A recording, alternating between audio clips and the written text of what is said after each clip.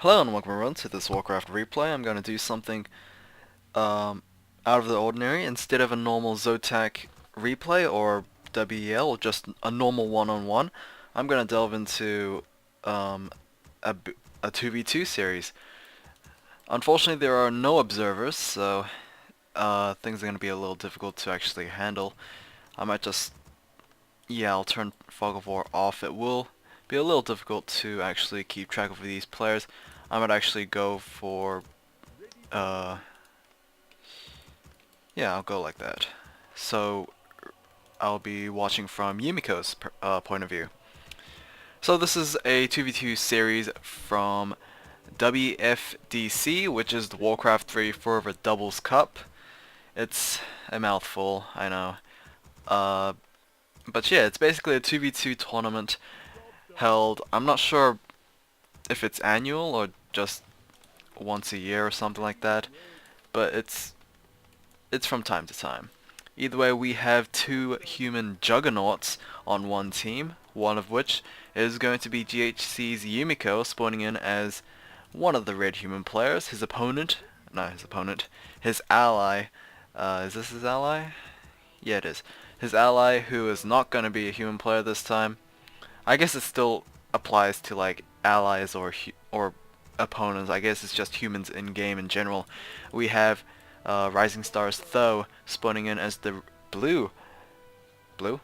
This is teal on the map. Blue Night Elf player, which will be Yumiko's ally.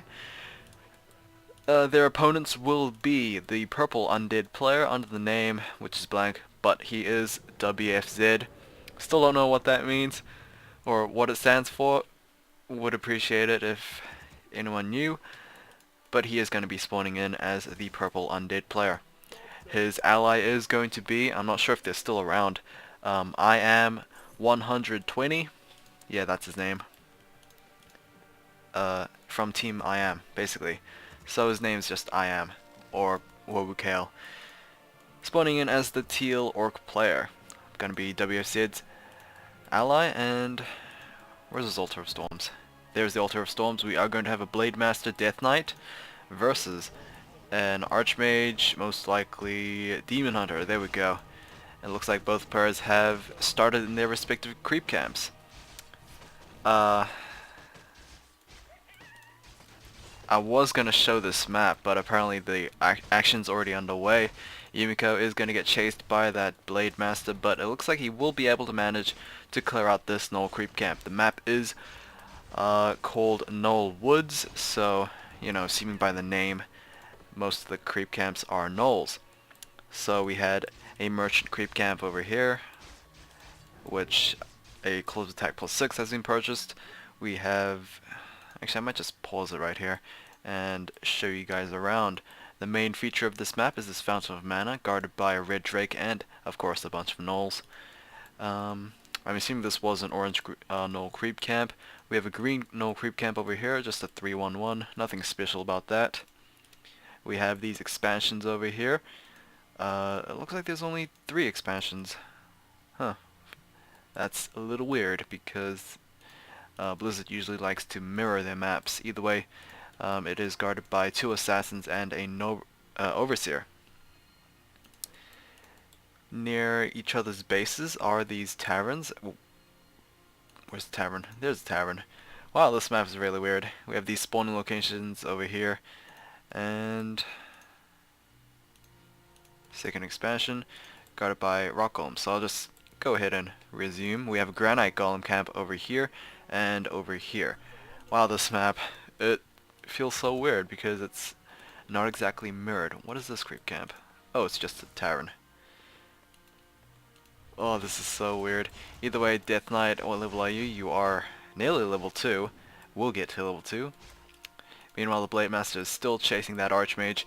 Grunt, not really gonna do any pathing whatsoever, so unfortunately not WFZ, 120 won't get that, or get a lot of damage on that Archmage. It looks like WFZ went for a very early Crypt Fiend build, as we see no ghouls joining in on the fight, and we see a quick tier 2. Wow, mouse wheel. Either way, oh, our Blade Master is still going after that Archmage. We will have a TP scroll being used. Despite the boots of speed being purchased, unfortunately it was not enough. It looks like Tho's gonna go straight after this Dragon Camp. We'll be ignoring the Dragon as there is absolutely no way for that Demon Hunter to go up against that Dragon. I believe... Actually, I don't know where their experience went to. I think it went to the Blade Master. Would it have? No, it might have gone to the Demon Hunter. Either way, the Gnoll has been killed. Okay, we're gonna go for a very early team fight right here. The Demon Hunter needs to be careful. Was death coiled by the Death Knight. He does have enough mana for another death coil, but he'll probably save that up for just healing. It looks like nothing really happening so far. It looks like WFZ's team has sort of the advantage right now. Defend is being, or has been completed. Arcane Vault is being sped built. Demon Hunter most likely just waiting for that healing scroll. Now these two have played with each other many times, so hopefully their synergy will actually be a benefit. And as a matter of fact, 120 versus these two Juggernauts with not WFZ but with Fly early last month in October. And unfortunately, well, I won't tell you the results, but I'm just saying that he did play these two with Fly. And it looks like Tho is going to indicate he's wanting to attack that orc base. And oh, there we go with a panda hired by Tho. Blade Master, is he gonna get out of there? There's no way to kill him, even with the mana burn. That's not much damage being dealt. There we go with the healing scroll, immediately gonna be cancelled by the Demon Hunter, and there we go again, a very good mana burn from Tho, able to kill that Blade Master very early on. I believe that he was a level 2. And we have the Shadow Hunter coming out as well. Nice Breath of Fire right there, taking out that Crypt Fiend. And it looks like the Tho and Yumiko looks in a good position. Oh, actually, let me take that back. I just realized that 120 has a lot of grunts, so this might be a little difficult for the human and Night Elf players to actually deal with. Hex coming in on that Demon Hunter, and oh, a Death Coil right there to finish off that Demon Hunter. There we go with another Death Coil right there, and a Hex. Whoa.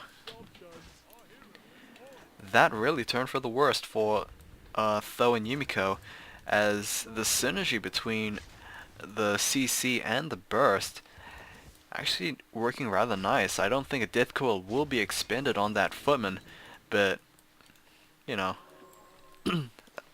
that was nice. Shadowhunter reached level 2, the Blade Master is gonna come out. The Panda did fortunately survive for Tho. Unfortunately, yeah, there's a very powerful Death Knight out. We do have a Paladin out for Yumiko, and we have those priests coming out as well. We're gonna go immediately into Spellbreakers, as I guess a pair of priests is enough.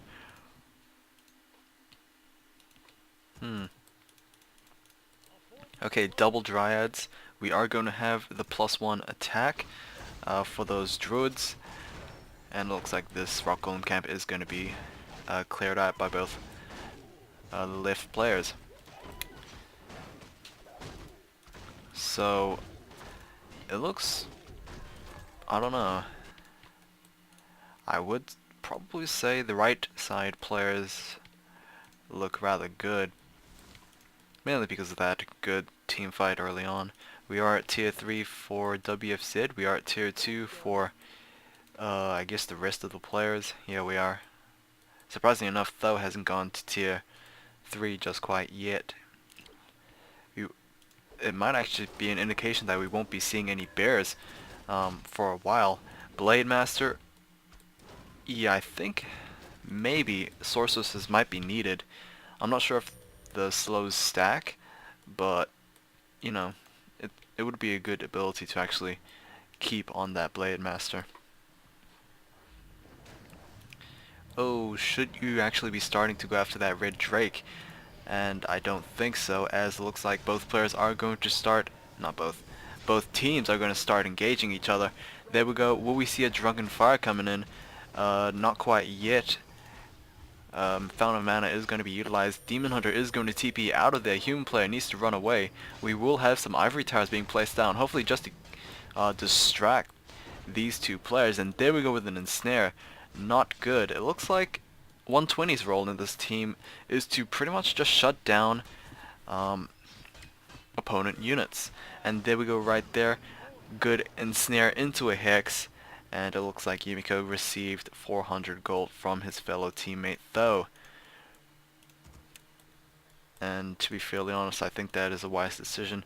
Human players are generally powerful when they actually get a good income.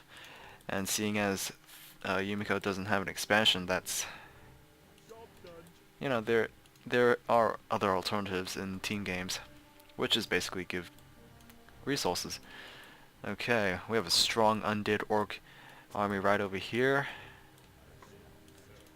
which will actually interrupt this night elf creeping right here.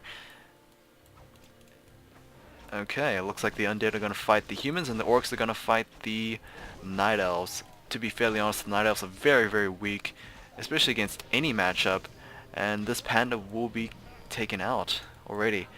The Yumiko is not doing as well against WFZ as, yeah, it looks like both players are gonna get overwhelmed.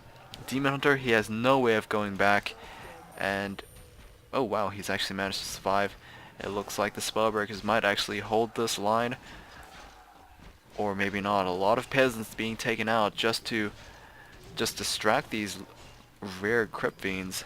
But now that they're going to join the fight, this is going to be a little difficult. Kodo Beast, obviously, huge damage buff right over here. And that is going to be it, as it looks like WFZ and 120 wins over Tho and Yumiko. To be fairly honest, that was a lot to talk about.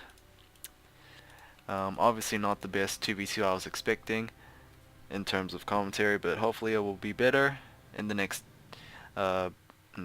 game, I guess. Yeah, I'll see you guys then, and yeah.